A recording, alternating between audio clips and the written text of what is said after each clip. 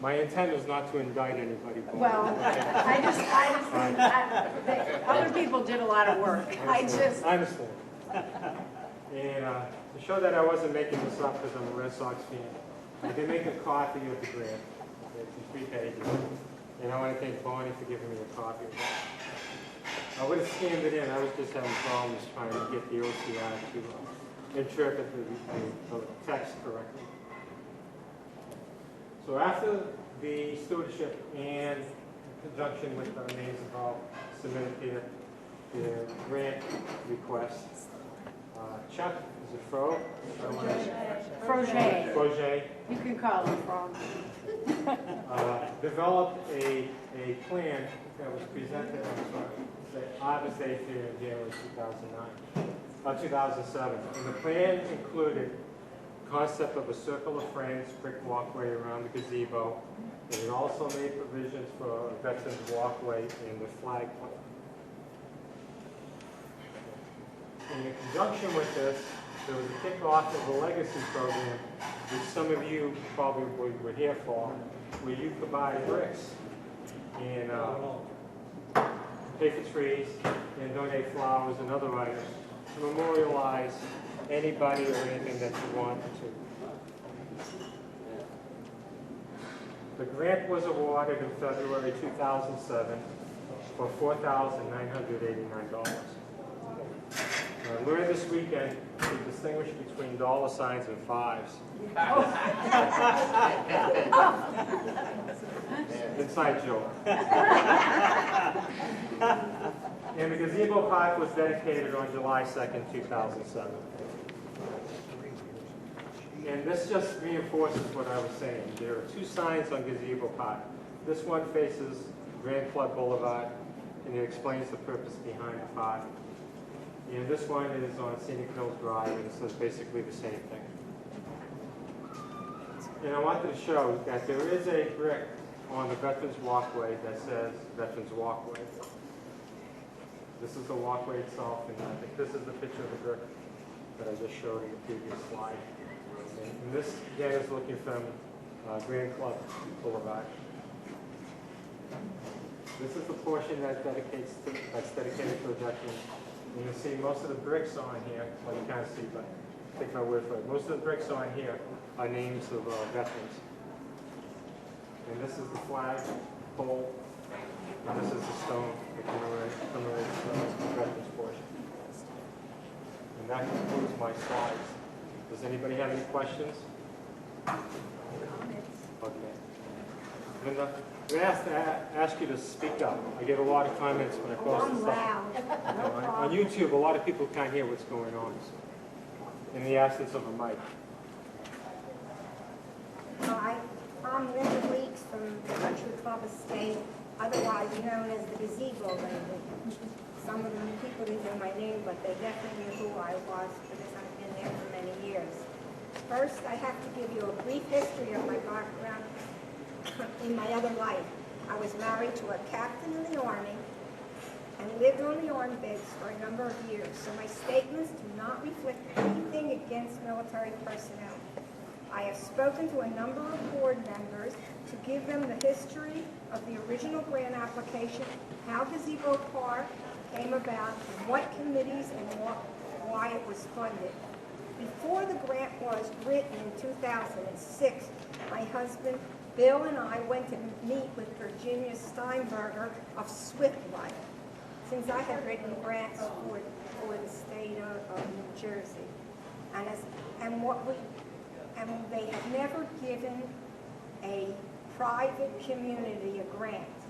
But after we spoke with her, we were given guidelines and we were awarded the first 2007 grant for a community. Heritage Park it's called Gazebo Park at Heritage Pines is the official name of the project, given to Swiftmont on July 27, 2007, which I will give the board a copy. It was a teaching garden of Florida-friendly landscaping, and we were the pilot program to focus on all education for all the residents. If you change the name and the purpose Are you going to refund the grant money of $4,989? Heritage Pines General Fund or Reserve Fund never contributed to the cost of the garden, and all the labor was donated.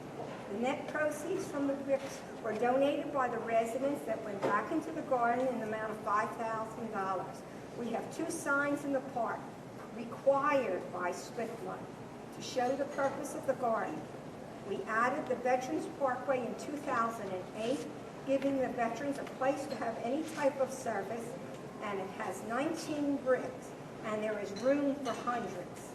In the rest of the garden, we have 200 bricks, which we have been donated by residents in honor of their children, birthdays, and anniversary.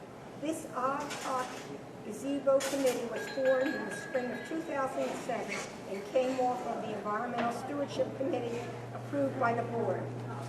We had our pictures and the park description in the St. Pete Times. Members stating the name of the project and the goals of the grant. How can you change the name at this point with all the documentation we have about what the park represents? And I have in here, which we don't need, is a short paragraph of what we said in the grant. The park was never intended to be just for veterans. So why change the name at this late date? My husband and I feel we should give this matter careful consideration before voting on this emotionally charged issue. And of course, you know, I did the park because I have a love and a passion for flowers and plants, and many people put a lot of time into it and planning this. Thank you.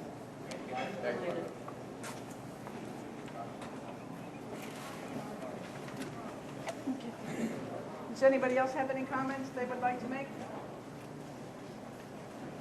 You're going to talk about the memorial?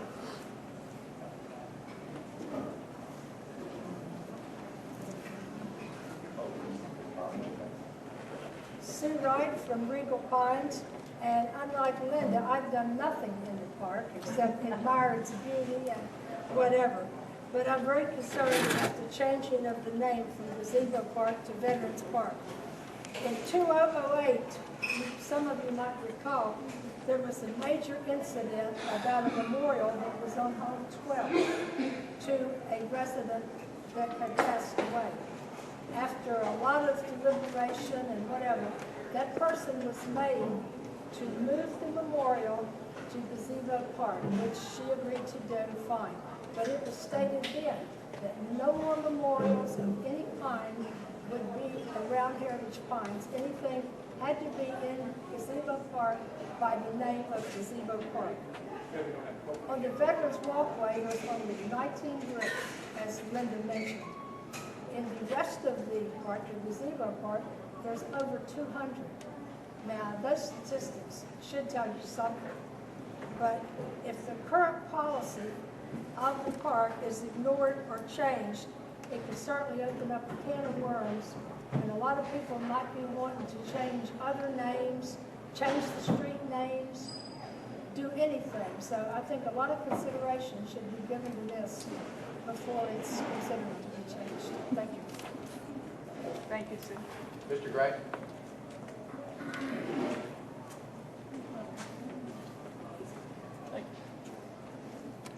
I agree. I spoke when they had the original one in there, and after, I think it was Linda was her name, just spoke of it. After hearing the whole history of what the park was put down for, you know, was built from, and with the grant stuff, I have to bow down a little bit to what it was there for. But I've spoken to Bob Ferris in the past since